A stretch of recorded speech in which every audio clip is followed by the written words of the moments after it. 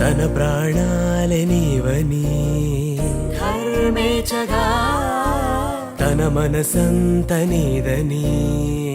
అర్థేచగా తన వలపంత నీకని కామేచగా అవధులు లేని ప్రేమకై మోక్షేచగా